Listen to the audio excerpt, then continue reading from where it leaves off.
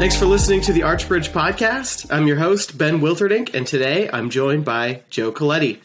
Until recently, rejoining North Carolina's state government, Joe was a senior fellow at the John Locke Foundation, a North Carolina-based policy research organization where he examined fiscal and tax policies and budget policies.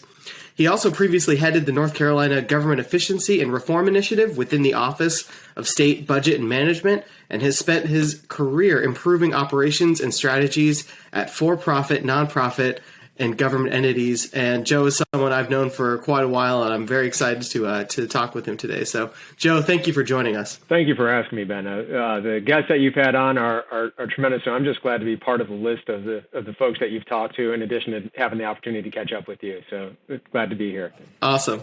You're very kind. I appreciate that. Well, I wanted to get started off because one thing that you had written recently really caught my attention. I loved your report on thriving in North Carolina. I think it really touches on a lot of the topics that we care a lot. I care a lot about personally. We care a lot about at the Archbridge Institute. It's very focused on removing those barriers to opportunity. And so in the report, you focus on Charlotte in particular, Charlotte, North Carolina, and that's kind of where you sort of use as like a jumping off point to kind of talk about some of these issues. But what I found really interesting about it was, some people have described it as a listening paper, and I think that's very accurate. But you don't just jump into the problems and here's what I think we should do. You really take a lot of time to kind of address the context in which these things are happening. So you're looking at, how can we advance how can we advance economic opportunities for people, but specifically how have policies in the past affected those opportunities, specifically among Black Americans in North Carolina, and the ultimate importance of community is something that you also take care to talk about in the report a lot. So can you maybe start by explaining the context of how you were writing that and sort of maybe why you decided to write a report in that way, which is a little bit different? Yeah, so the report is written in this way because a lot of times when engaging with people who more or less agree with, who may agree on the policies in the end, or at least on the objectives, right? No, people who want to have a greater prosperity for everybody, less poverty, want people to be able to escape from poverty, want people to be able to work. They see markets as a way to accomplish things. But if they start from a progressive kind of perspective on it, then when they hear some of the solutions that somebody from a long-time pro-market perspective will bring, which is like eliminate the minimum wage or at least don't raise the minimum wage, if that's for the place where you start is here's what we should do, then they can't hear that because because they think that the reason they attribute reasons and motivations to that policy prescription that aren't there. So I wanted to make sure that we could establish through the context setting of Charlotte, here's what's happened in the past, and talk some about the past year with Black Lives Matter and attempts that have been done with intergenerational opportunity and a lot of James Heckman's work on that. And I know you all have worked with him and the importance of moral truth during the 80s and the late term fight against Eastern Bloc communism. All of that is important to be able to kind of get to all right, now that we've established all of this and hopefully we agree on at least a couple of points along the way, now we can talk about some solutions that may not actually get to the end goal of eliminating poverty, but as you all work at Archbridge, right, removing some of the barriers that get in the way. And so but if you don't start with the context, then people will turn you off and not listen. The old phrase, right? Nobody cares what you know until they know that you care. Yeah, I think that's so important. So you highlighted kind of hitting that common ground. So at least you guys, whoever you're talking with, you can actually discover some of these things together. And, it's sort of a sign of good faith because I think, as much as we try, sometimes I'll admit, even for myself, we get kind of in our tribal corners a little bit, and it's just like, well, I've looked at this and I know, and like I have this perspective, and like that's not always the most effective way to communicate with people. Yeah. So I thought that was yeah. So I thought that was good. So I'm hoping now, since you've kind of laid the groundwork for that a little bit, can you run through? I know towards maybe the last third or so of the report really gets into the details of the policy sort of stuff that you were recommending. So you touched on the minimum wage. That's something that I've talked about a lot too.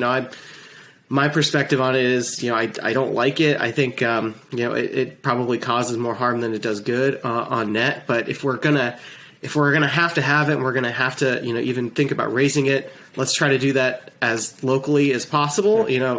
So avoiding things like federal mandates. But so the minimum wage was one. But can you just walk through briefly a few of the other suggestions that you included in the report? Sure. Yeah. And minimum wage, I have to give because his birthday was recently. Gastonia, North Carolina native, and Charlotte is, as we learned from Saturday Night Live, the gateway to Gastonia. Thomas Sowell, great economist, born in North Carolina, celebrated his 91st birthday recently, and yes. Part of and his work on minimum wage was part of what converted him from being a Marxist to being a believer in markets. Because he saw that the minimum wage harms black men more than it harms white men, and looking back at the history of it, whenever there was a large minimum wage increase, black unemployment increased, and so that's part of the challenge on that side. But so I had to mention him because his birthday was so recent. But occupational licensing is another piece of that. Looking at the minimum wage and the problem with it is its effect on low skilled workers more than others. And occupational licensing provides another barrier for people to be able to get to be able to get into the workforce, or to be able to advance in the workforce. That once you've been able to work in a low skilled job and you're ready to take on greater responsibilities or go into business for yourself, in a lot of instances, whether it's and particularly for women, there are many more jobs that are licensed for women than for men. If you think about daycare worker, teacher, all of those things, they're even with relatively lower skills than the jobs that men have that are licensed, but they have to jump through more hoops. So that's one that is critically important. Talk a lot about the different aspects of healthcare, some of that from the job perspective, with scope of practice for those people who are going into the healthcare field, and then the other ways that healthcare costs establish barriers to being able to work.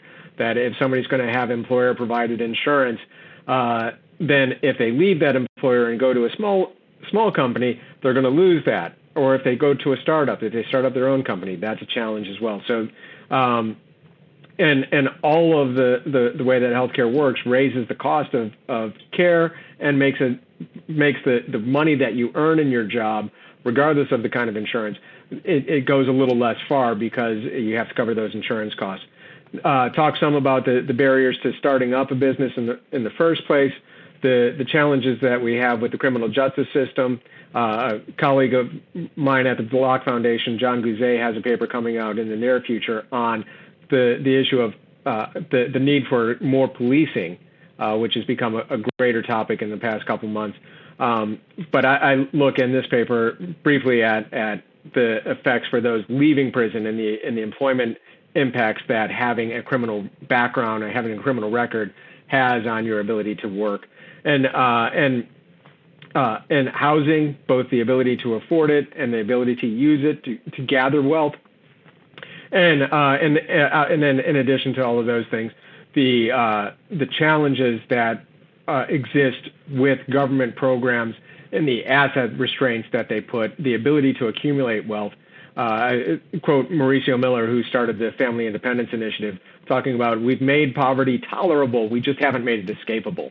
Yeah, absolutely. And I'm glad you brought that up. I kind of had that quote that you used there in my notes to talk with you about, because, as you're listing some of these different policy ideas, I recognize them, right? So like I've seen some states have made some progress on them on the occupational licensing front. There does seem to be some momentum, and that's great news. And for listeners that maybe want a little more background on that, these are issues that we've covered at Archbridge, or I've talked about maybe with some other podcast guests. If you really want to take a deep dive into some of those issues, I'd encourage you to look at some of those past episodes. But I say that because they're policies that seem to have fairly broad agreement, at least in my mind. And I think, even if there's some people that are maybe a little more harder on the progressive side, they wouldn't like some of these things. But maybe with the exception of the minimum wage, the other policies, fixing the zoning laws that suppress new housing development,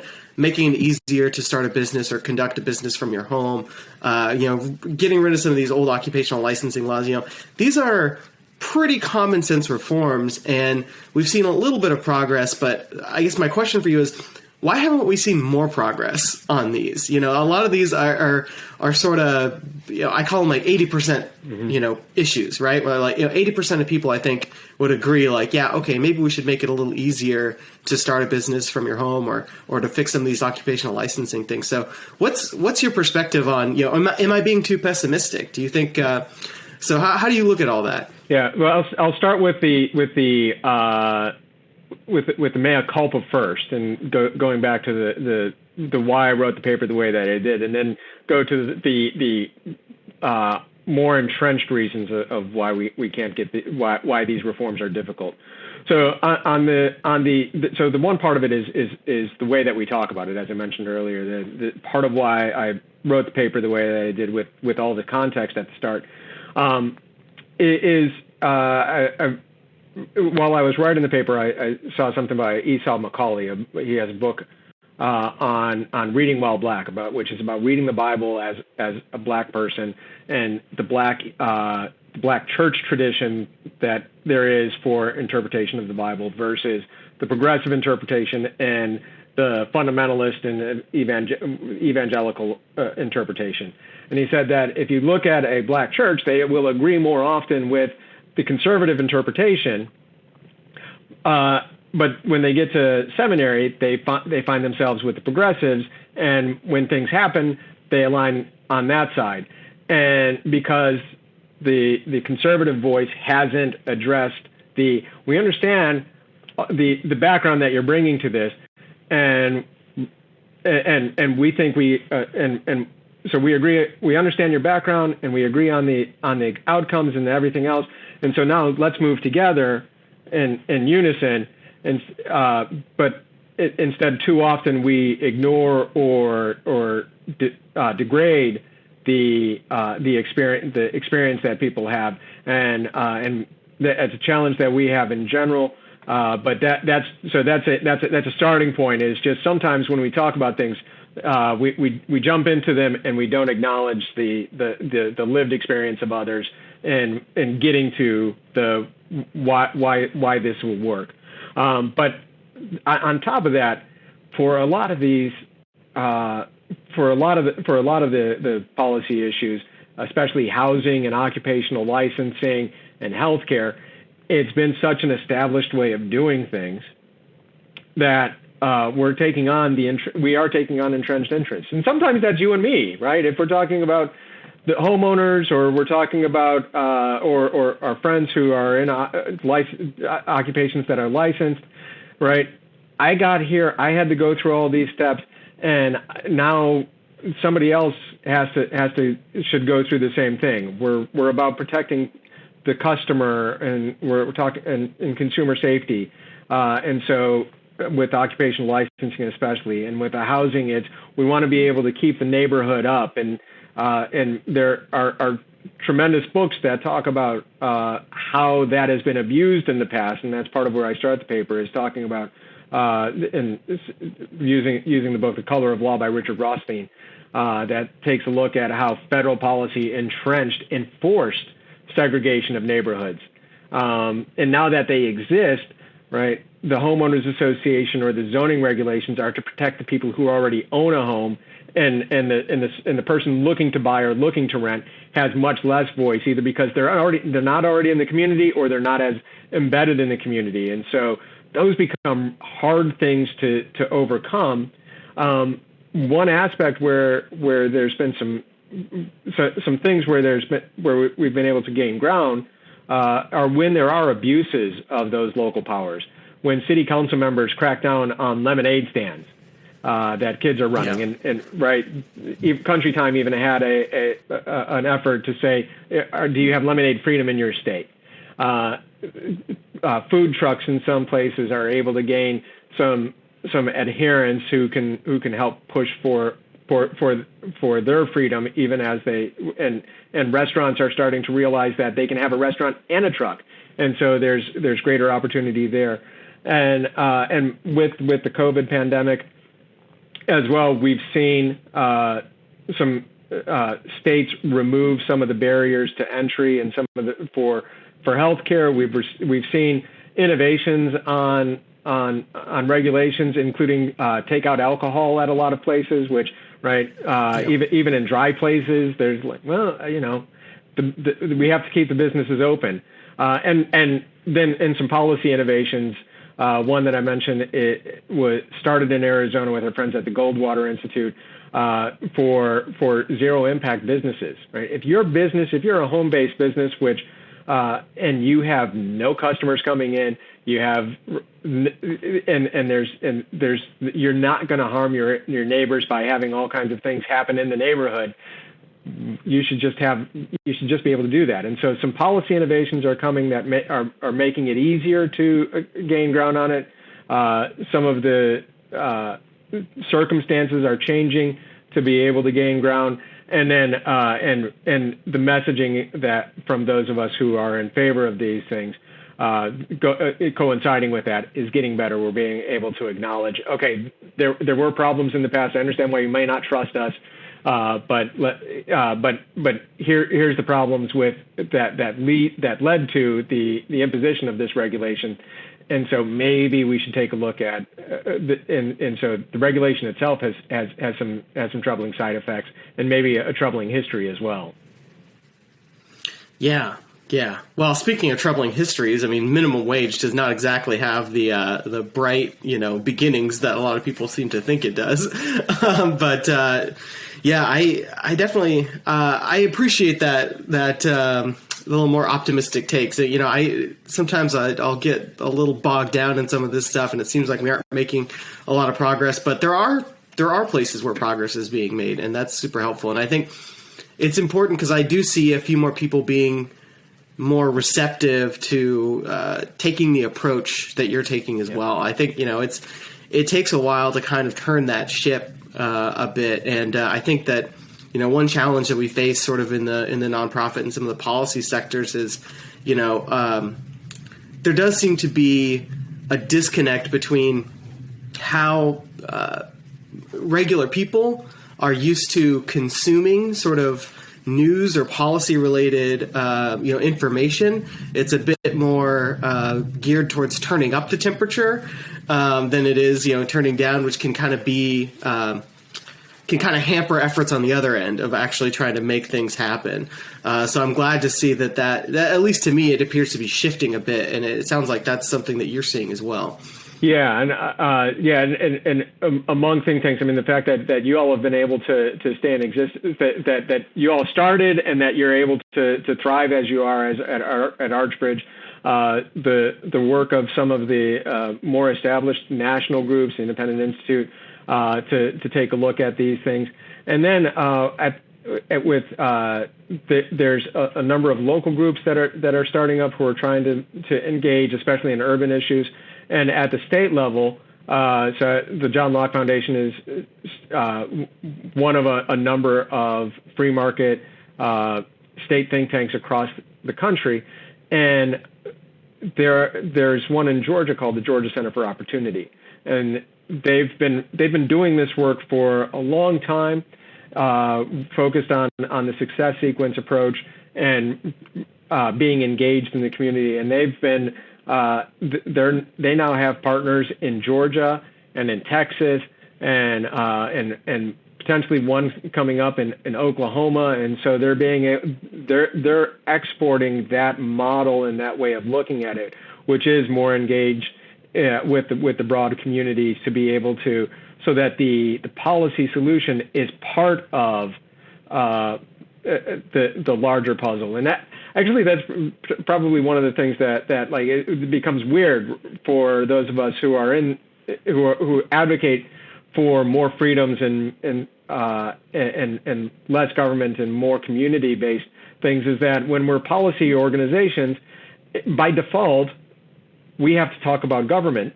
And by default, because we're policy organizations and we're talking about government, then the wins that we have are when government policy changes, and that distorts, again, how we have to talk about this. And instead of being engaged on the community side and saying, and here's the replacement, we just have to say, if we almost engage in kind of the same government as cure-all that those who are the progressives do, right? They think that we just need more government involvement and that will take care of it. Government needs more money and more regulatory power. And our message too often comes across as we just need less government and less spending, and we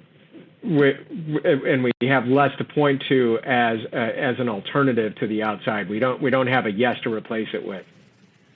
Right. Yeah. I think that's super important. And, that's something that I think about often, when we're doing some of our policy stuff. I think, we can kind of fall for this illusion that, well, if we just get, I think you had mentioned this, at a speech one time, a couple of years ago that was really impactful on me in particular. And it was just kind of this mentality that, like, well, if we can just get government out of the way, everything will be great. And there's some truth in that. There are government barriers, and we should be working to remove them. I mean, that's what we're doing, but that's not the whole picture, right? It's certainly, and it may not even be the biggest part of the picture. So you focused a lot on community and the importance of community. So can you talk a little bit about why community has been such an important part of your work, and sort of how you see community fitting into the puzzle of flourishing in general? Yeah. So starting with that government versus when government steps in, Nathan Glazer wrote about 50 years ago now that every government program, every government agency replaces something in the community, and whether that's and sometimes our community groups, right, are exclusive, which there's sometimes a bad part of that. Sometimes we hear the stories of right, we know the nosy neighbor, but that nosy neighbor is also what Jane Jacobs talked about when talking about the death and life of cities. That it's the community is there taking a look after each other, and that your child is safe because there's a little bit of it takes a village, right?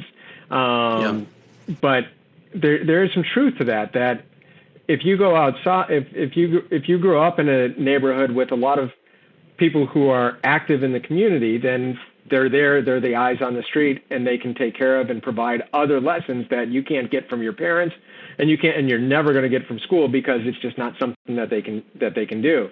And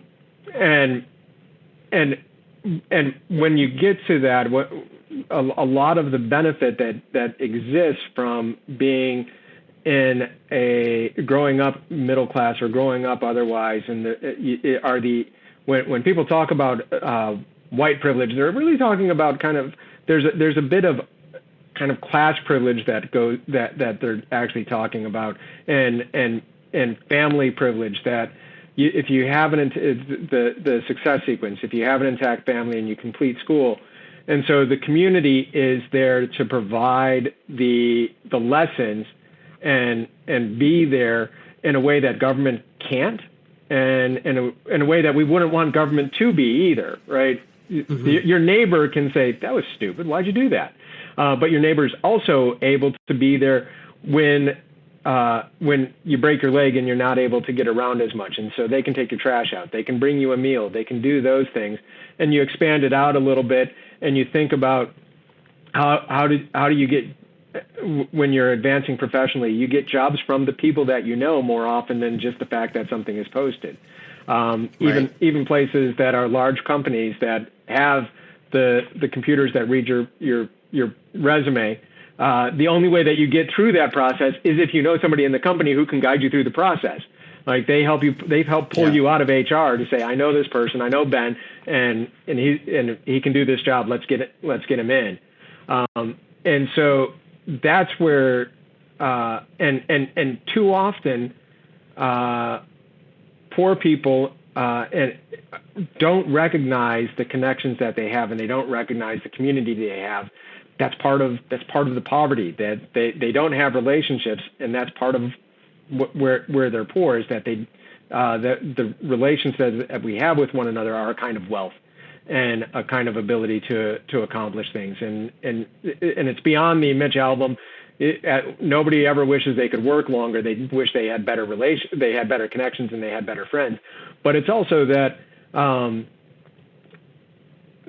in Charlotte, there was the Brookings Institution has taken a look, and they found that black men have fewer connections to the rest of the community to help them advance.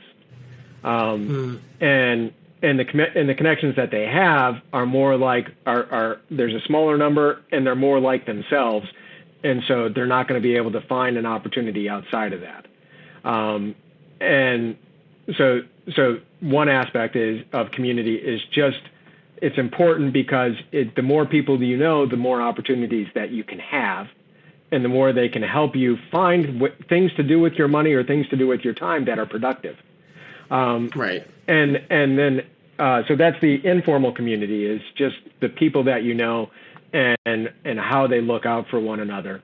And then the more formalized community of nonprofit organizations and churches and fraternal organizations, those are the groups that can step in and provide assistance in a more with a larger number of people, and be able to step into a situation with more ability. But the Family Independence Initiative, one of their things is making sure that when somebody comes in, if they're receiving money, that they bring people with them, because there's accountability there, and there's joint problem solving, and so they're working together to be able to accomplish a goal, and that changes the way that they look at one another. They don't look at one another as just as that's another person, but you start thinking about, right, if you're running short of rent, who do you go to? If your bicycle breaks down, who do you go to? If you're right, you're embedded in that community in a way, right? And you can draw resources from it as you need, and you can give in resources as well. And it's not some faceless thing, like, these people, they know you. Right. It's there is that relationship there, and so the decisions that can be made and the resources that can be allocated are very finely tuned, because they just have a lot more information, right? Like that's how it seems to me. Yeah, and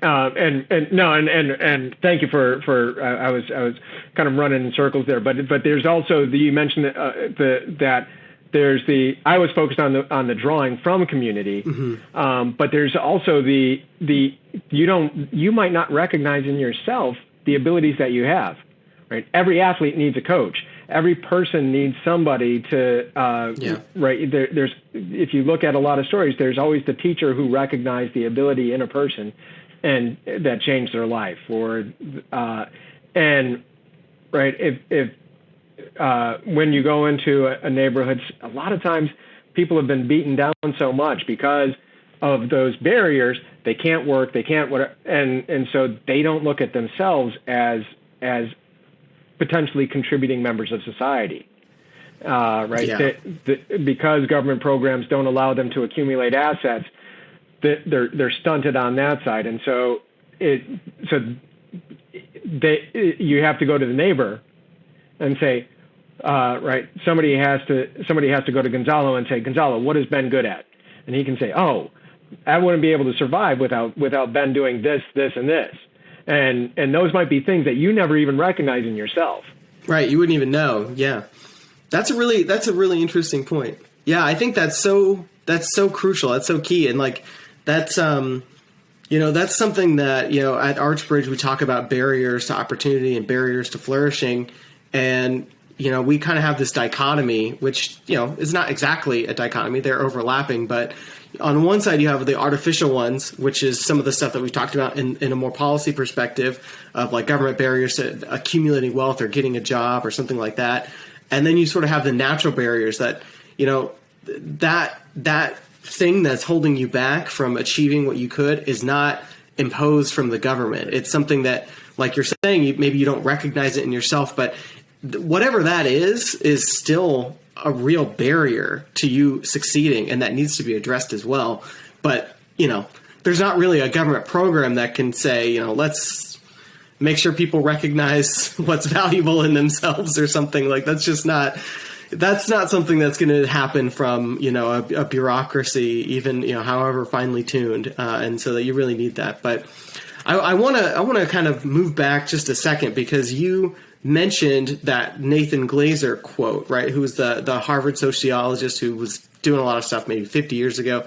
I also picked up on that from your paper, and I want to read the full quote and then give some context of how it sort of overlaps with some of the other stuff that we've been seeing in sort of the social capital space and some of the stuff that Scott Winship has talked about. So as you quote in your paper, Nathan Glazer says, "Every piece of social policy substitutes for some traditional arrangement, whether good or bad, a new arrangement in which public authorities take over, at least in part, the role of the family, of the ethnic and the neighborhood group, or of the voluntary association. In so doing, social policy weakens the positions of these traditional agents."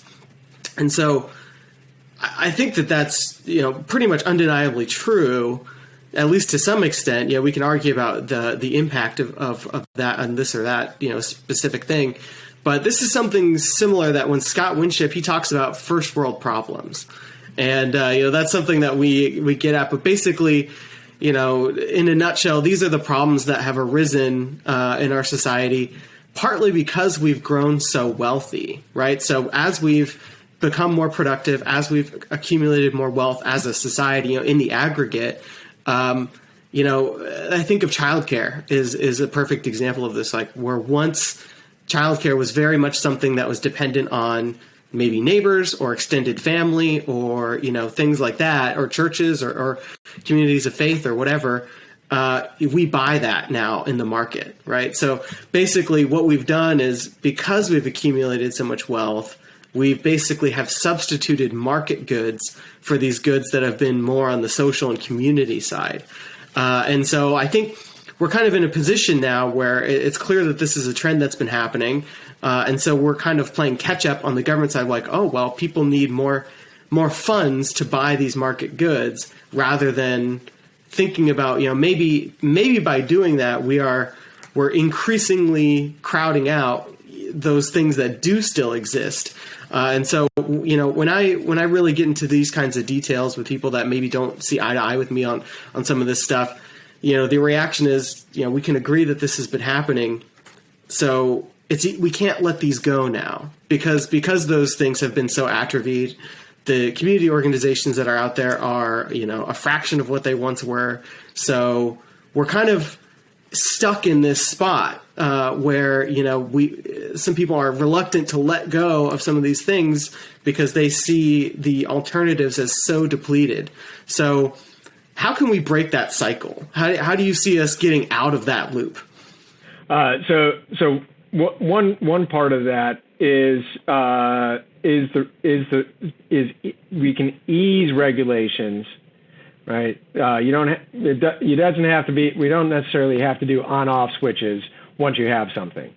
So on childcare, right? We've raised the bar so high with government provision of childcare and government intervention in childcare, and part of it is based on a reading of James Heckman's work that the biggest bang for your buck when investing in a person comes in early childhood. And so every government says we should have more investment in early childhood. And so universal pre-K. Right. Yeah. And you take that to the extreme, universal pre-K, that it should be part of the public school that exists. It shouldn't. It doesn't have to be in a church. They look for. So we license pre-K now, and the instructors have to go through licensing almost as rigorous as teaching, but they still have lower pay because it's really expensive, because you need a lot more bodies to take care of 3-year-olds than you do to take care of 13-year-olds. And the government then provides star rankings on those and provides subsidies based on how good a star ranking is. And so if you have licensed child care professionals in a professional environment that is on its own, where there aren't any adults around except for those who are involved in the program, that's 5 stars. If you get down to lower levels with more children per parent, per adult, then that's maybe a 3-star or a 2-star. And we don't want 2 stars. We want, and we'll gear the subsidies so that the parent only has to pay 10% of their income, and we'll subsidize the rest because we want to get them into those 5 stars.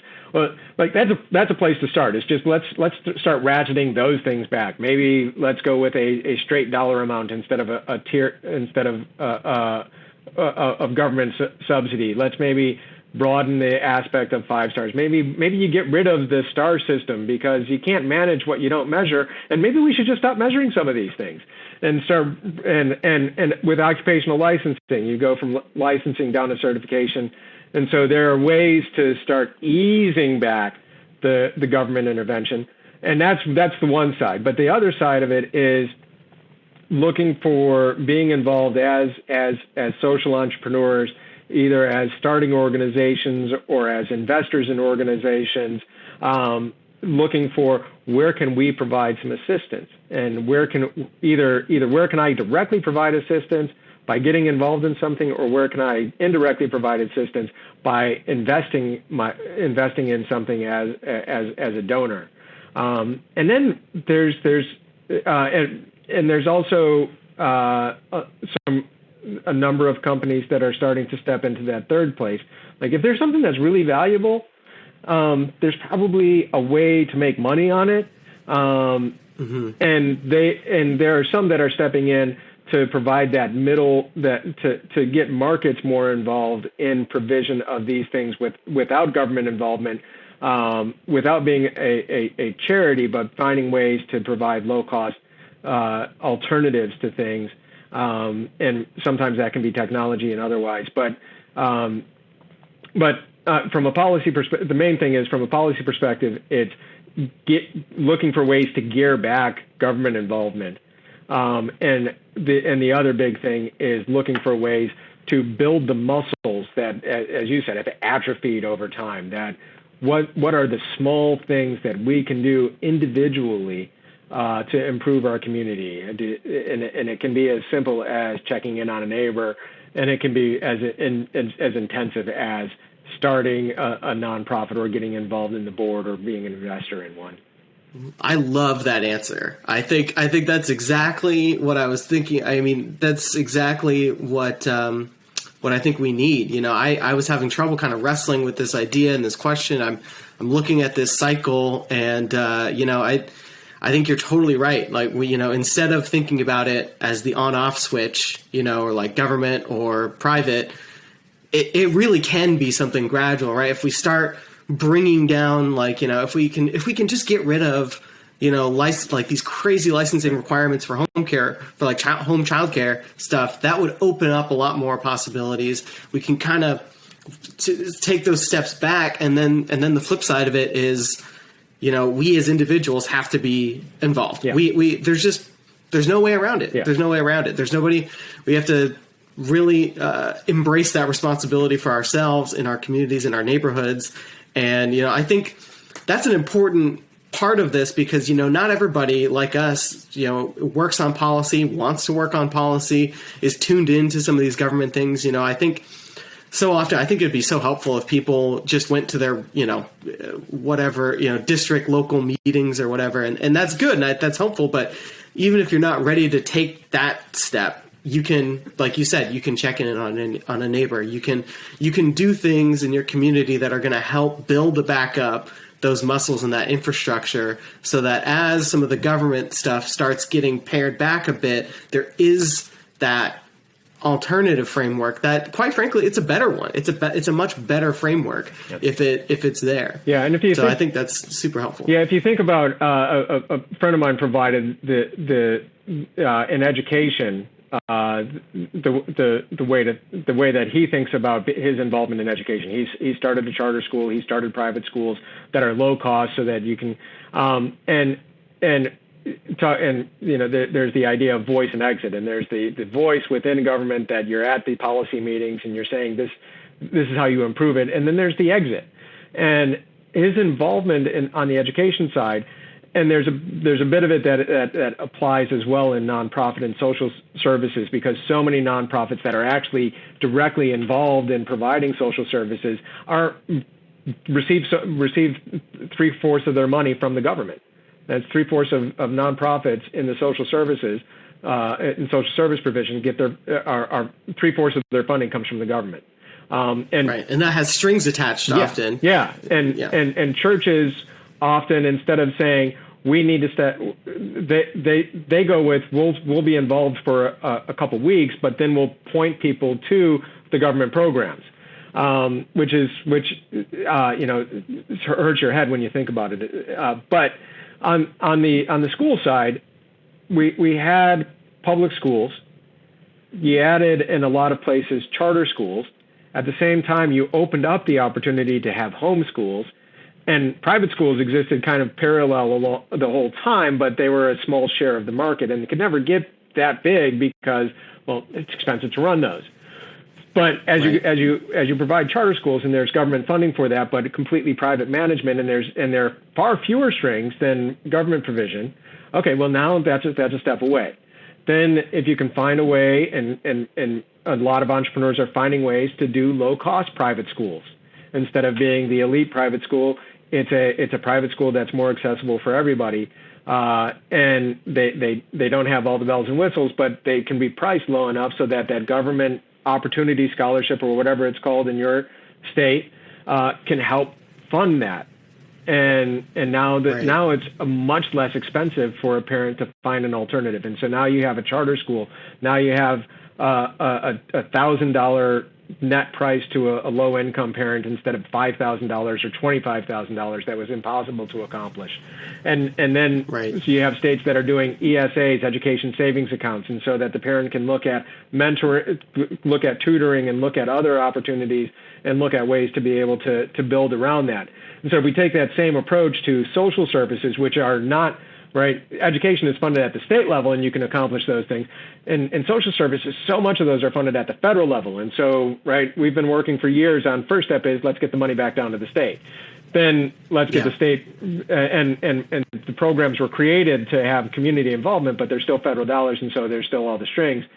But look for what are the ways that we can either downgrade the state involvement, the government involvement in it, and what are ways that we can provide some more grant money to programs, social impact bonds, or just performance-based grants to community organizations, and say, are you accomplishing this? Are you accomplishing it better? And then be able to follow up and look for ways to be able to divert. And this is where the federal money becomes a challenge again, because you're less able to divert. But look for ways to be able to divert those government funds out of the traditional government program and into the community program, and that builds up those muscles. You gain some strength, and we see that happening on the school side. That the charter schools are a lot more have a lot more strength than they used to, and the homeschoolers have more strength and more people, and every alternative is gaining, and especially in the past year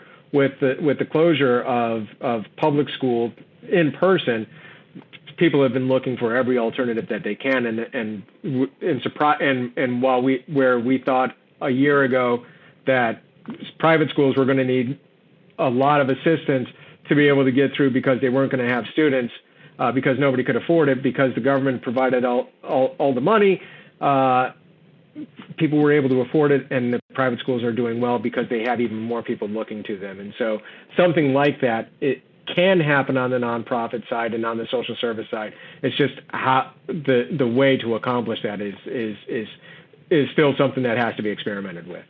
Yeah, and I think that's that education side of that really lays an important framework for how this could be accomplished. Right. Because once you get that ball rolling, right, even if it's still state dollars, if there's some flexibility in there, like your friend, who's starting this, these new charter schools that are more affordable. I mean, that's kind of what markets do, right? Like you have a service and as long as there's a customer base, that can be there for that, you're going to see a proliferation in different things. You're going to see innovations. You're going to see new types of services, pop up, new experimentation.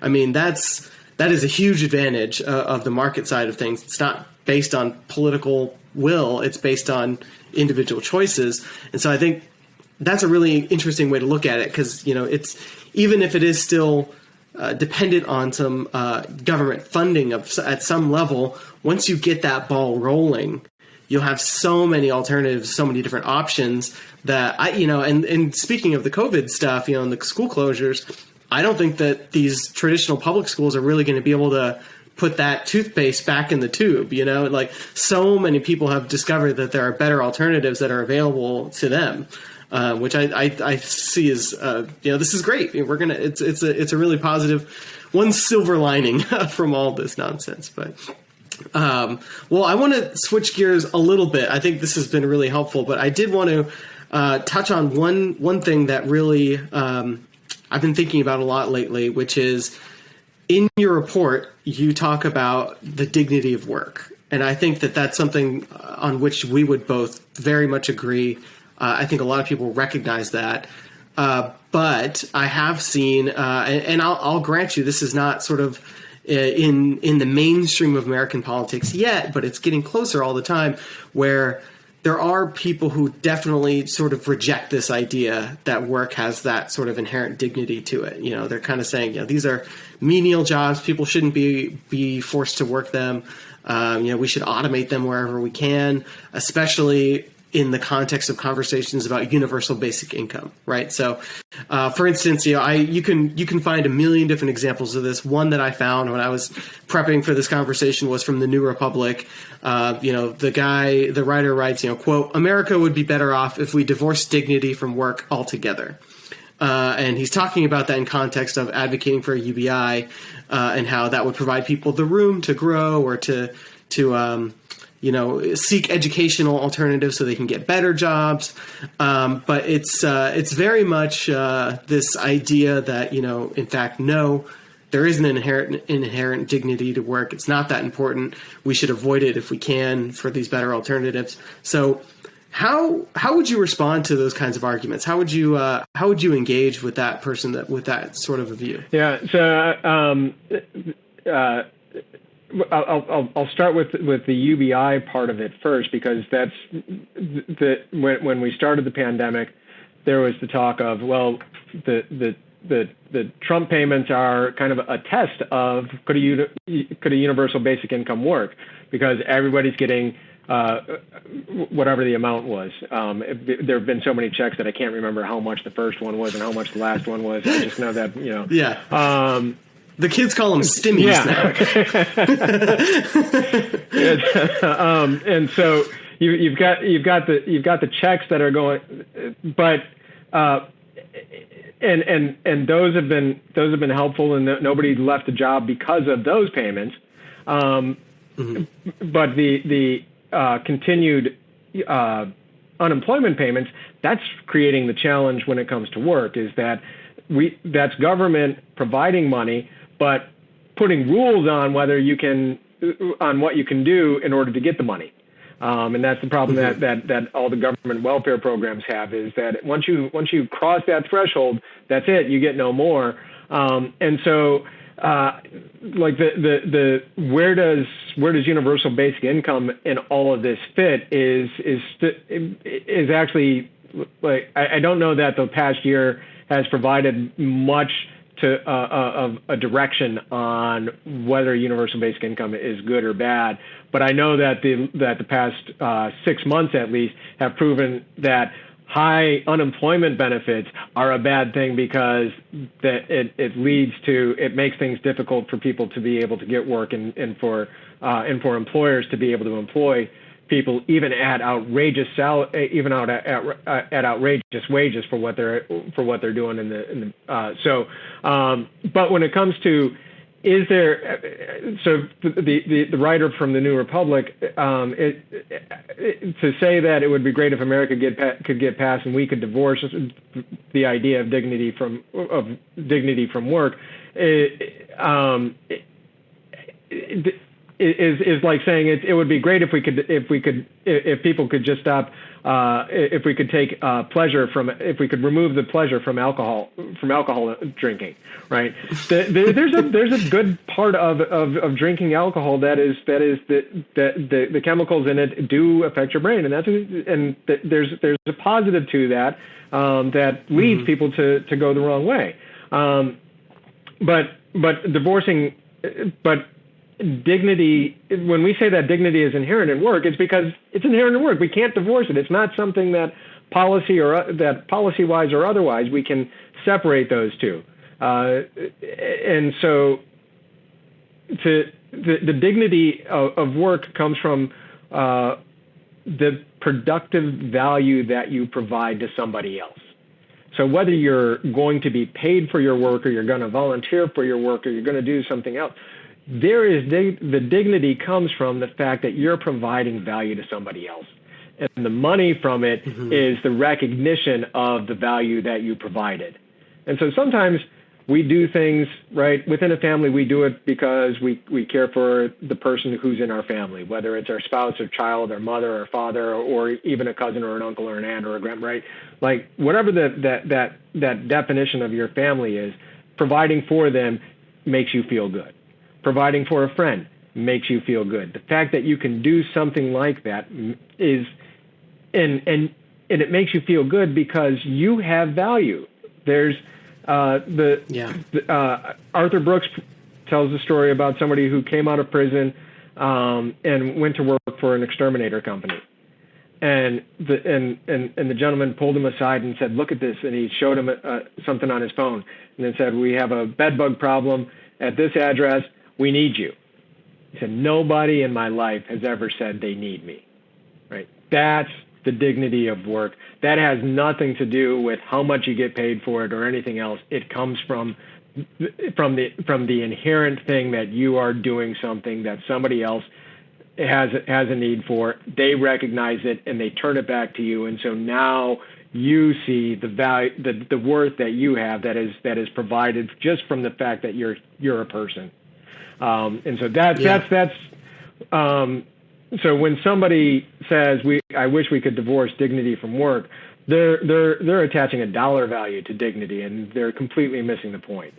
Yeah, I think that's very correct, and it's very interesting. I'm thinking back to one of my colleagues that we work with at the Archbridge Institute. He's Dr. Clay Rutledge. He's the professor at North Dakota State University.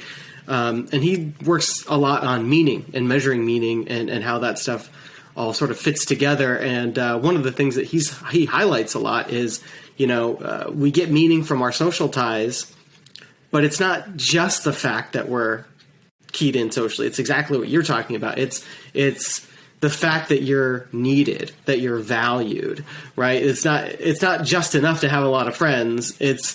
It's really, you add something, to that mix, and that's what's so important. And that's, and you're, the money can be a signal of that in some cases, in the private economy. But yeah, anyway, so I'm happy that you were able to touch on that and really kind of, take a look at that. Cause this is something that I think, I hear a little bit from some corners here and there.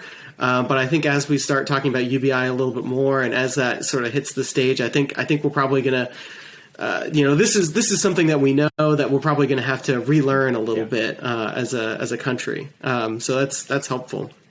I'll even say, even from my own background, My first job, I got a job when I was a sophomore in high school, and I worked at a local hardware store. Awesome job. I loved it. I learned so much about everything. I remember, I worked in the plumbing department, and that's been helpful now that I've recently bought a house, and we've been doing a lot of renovations and work on it, as you can see. But it's even more than that. I remember, being, walking the aisles or something like that, and somebody would walk in, and this one time in particular, this woman walked in. She's clearly, upset, and looks like she had been crying. She's kind of frantic, and has some plumbing pieces in her hands, and she's saying, my toilet is overflowing. They're bailing out water right now. I don't know how to fix this. I need to do this. And so I was able to walk her over to the models that we had, and really kind of walk her through sort of, okay, is your toilet, is it mounted this way or is it over this way? This is how you replace that piece and that kind of stuff. And here's the number to the store, just call me, ask for me, if you need anything.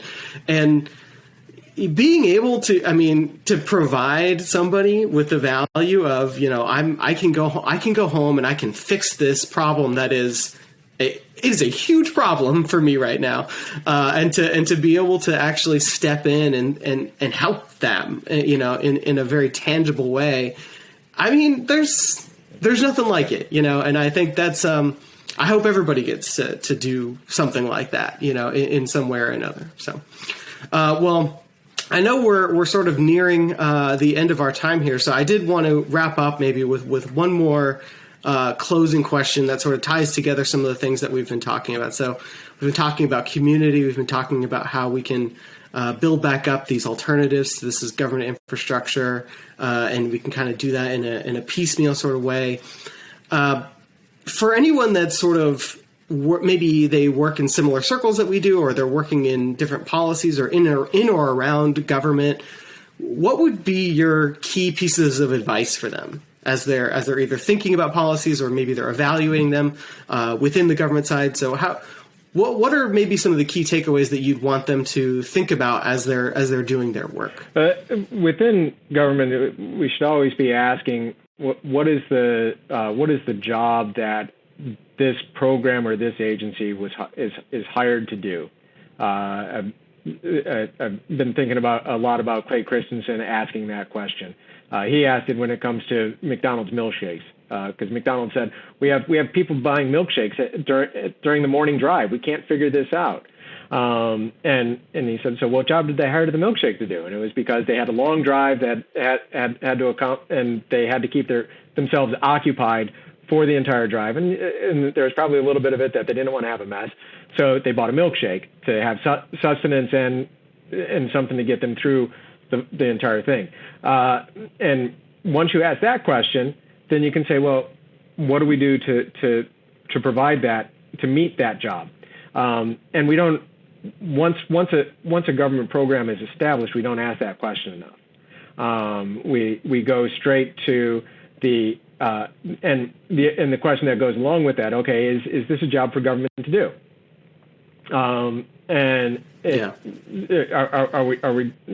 This is a job that needs to be done. Is this the right place to do it? And then, is this the right agency to do it? Is this the right place within government if it is something that government should do? And then go through are we doing it? How do we know that we're accomplishing our goal? What are we measuring? Too many welfare agencies measure their success by how many people are enrolled instead of how many people don't need the program anymore. And then your last thing is, okay, well, how is it doing on efficiency? How is it doing with the money that it's receiving? But that's a broad way to think about, are we doing the right thing within government? And so for those of us in the policy community, that's part of where we should be looking and start from that basic thing is what's the goal that we're trying to accomplish? Because too often when we write policy papers, we don't start with the goal that we're trying to accomplish. We jump right into the what's and the hows, right? This is how we should get there. Yeah. We don't say, is the Simon Sinek question. Start with why, then what, then how. And too often we start with the how, and we hear that from all of the folks who come in and provide us with communication, but it's true. And that's why everybody tells us that. And then in general, when thinking about policy, or if you're working in government, right? Government's going to be with us just like poverty is, and like everything else, right? We're flawed individuals. We're going to have problems. We're going to need government to do some things for us, because it's about the only way that we'll be able to accomplish some things. It would be great if we could reduce the number of things that we look to government to do, so that it could do the things that we need it to do well. But if there, just like there is inherent dignity in work, there is dignity in working in government, and just as there is in working in the nonprofit sector, or in the marketplace, or even working in a non-paid environment in your home to raise your child or anything else, right? Let's recognize first that everybody has dignity just by being, and there's dignity in what they're doing. And so kind of take the Grateful Dead approach to the job that you have in addition to everything else. Leave it better than, take only pictures, leave only memories, leave something better behind you than what you walked into. And so government's a really hard thing to move, just like any large bureaucracy, whether it's General Motors or even Google at this point. But if you can step into it, recognize that you're not going to change it overnight, that you might not even recognize the change that you're able to accomplish. But if you step into it, do your work with dignity, do your work for the good of others, you'll make at least the people around you have a better day, and the work that you provide will be of better quality than otherwise would be, and look for the way that you can provide value for others. They're simple things, but that's like, regardless of where we are, having worked in nonprofit, for-profit, and in government, those are the things that have been constant around them. Is when there are good people, they're recognized by their peers. They make the workplace a better place, and in small ways they make the world better. And so that's not I don't know that that's very practical, but that's the best advice I got. I think it is. I think if we could all take closer steps to get closer to what you're describing, things would improve. Or at least they'd be better than they could be. And let's see how good they can get. So, well, Joe, I really appreciate this again. Thank you for talking with me today. We'll make sure that your report is linked in the show notes here. And, let's keep in touch, and let's make sure we have you back on whenever you got something else that you think would be relevant for our Archbridge Removing Barriers audience. Sounds good, man. Thanks so much.